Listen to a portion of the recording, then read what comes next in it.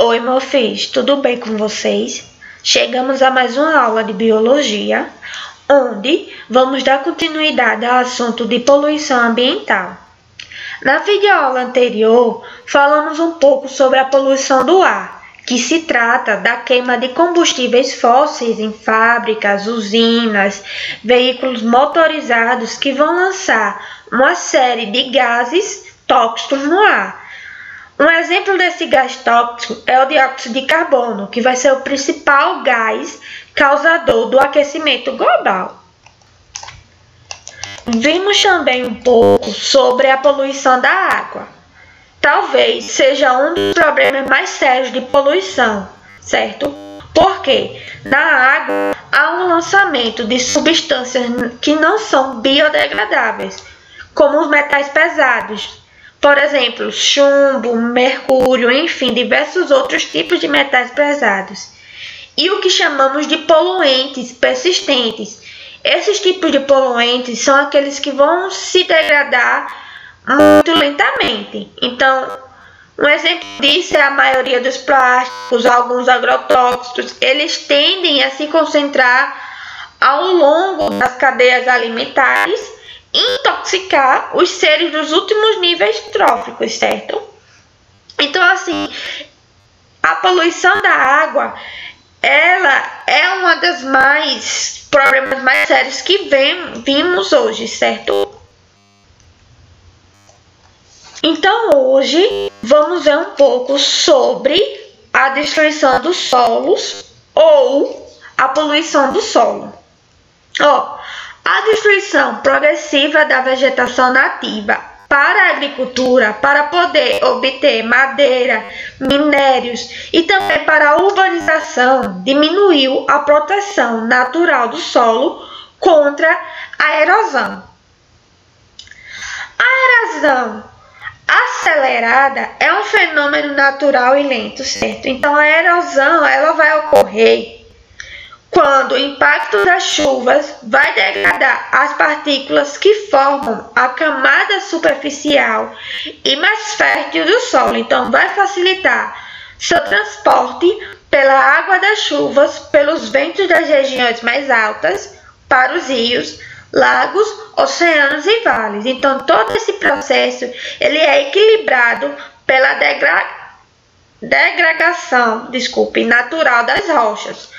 Mas quando entra o ser humano na história, que ele vai começar a interferir na natureza com o desmatamento, certo? E com as queimadas das florestas, por exemplo, essa compensação que tinha vai deixar de existir. Por quê? O processo, então, vai ganhar uma aceleração. Então, a erosão aí vai provocar também o assoreamento dos rios, o que vai facilitar o transbordamento e inundações. Então, a cobertura vegetal ela vai proteger o solo de várias maneiras. A copa das árvores ela vai impedir que a chuva caia fortemente no solo e retire sua camada superficial.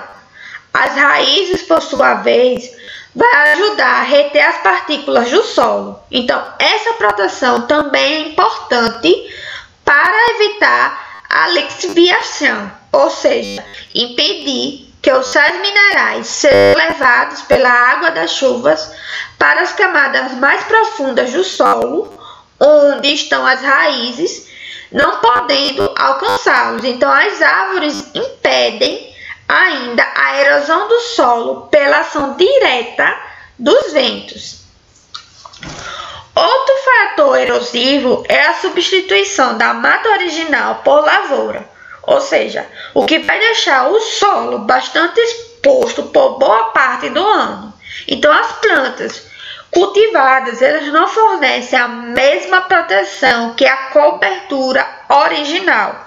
Suas raízes vão ser mais curtas e espaçadas e vão ser incapazes de reter bem o solo e de absorver os sais minerais que foram levados para as camadas mais profundas depois do desmatamento. Então, o problema aí é que nas plantações a reciclagem de nutrientes fica prejudicada, pois o ser humano, ao fazer a colheita, retira os nutrientes do ambiente, impedindo que esses retornem, por sua vez, ao solo.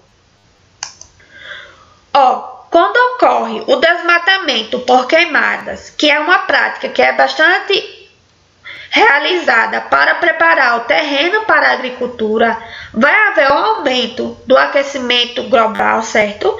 E destruindo assim os micro-organismos decompositores que são responsáveis pela reciclagem dos nutrientes. Então, assim, a fertilidade inicial resultante dos sais minerais presentes nas cinzas, ela é passageira. Então, sem a reciclagem e o depósito das folhas em animais mortos, o humus se esgota em 2 ou 3 anos, certo? Então, é um crime ambiental derrubar matas em áreas preservadas por lei e promover queimadas para fins agropecuários sem autorização. Então, quando há uma intensiva a criação de gado, também pode destruir o solo. Como? Visto que cada área só tem condições para manter determinado número de animais herbívoros, a passagem e o pisoteio excessivo destroem a vegetação de tal forma que ela não vai conseguir mais se regenerar. Então, vai ocorrer aí o esgotamento do solo e a erosão. Então, o mau uso da terra, ela vai acelerar a erosão e provocar em algumas regiões a formação ou expansão das condições típicas do que chamamos de desertos.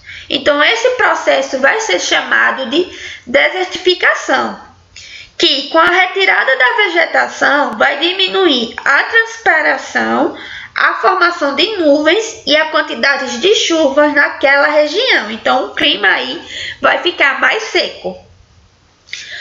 A vegetação na margem de rios e lagos é o que chamamos de mata ciliar ou galeria. O que isso quer dizer? Esse tipo de mata, ela vai ajudar a segurar a terra. E se essa vegetação for retirada, a erosão aí vai provocar o acúmulo de sedimentos no fundo do rio, o que fica mais raso e com menor capacidade de escoamento. Não podemos falar da poluição do solo sem falar dos defensivos agrícolas, o popular agrotóxico. Vê só. Em geral, as culturas agrícolas elas são muito sensíveis ao ataque de pragas, o que é particularmente perigoso nas monoculturas, nas quais os insetos e os outros organismos parasitas, como por exemplo os fungos, eles se propagam com muita facilidade. Então, por causa da proximidade entre as plantas e da ausência de predadores naturais. Então, pessoal, o ser humano ele desenvolveu diversos tipos de defensivos agrícolas, que também chamamos de pesticidas ou agrotóxicos.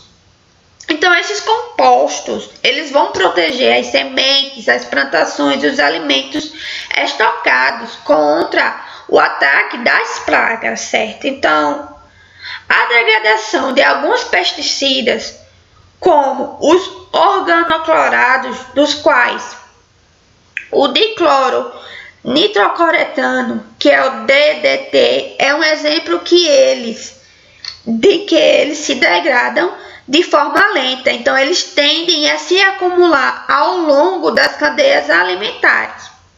Então, outro problema aí vai ser o envenenamento do agricultor por absorção direta através da pele, certo? Dos olhos e das vias respiratórias, caso ele não se proteja com os EPIs, que são os equipamentos de proteção, certo?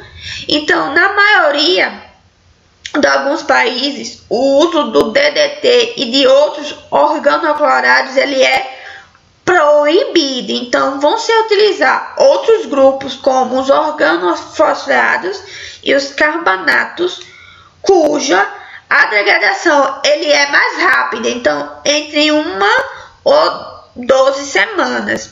Mas esses produtos, eles também podem ser tóxicos para quem os aplica e se forem usados sem a devida proteção.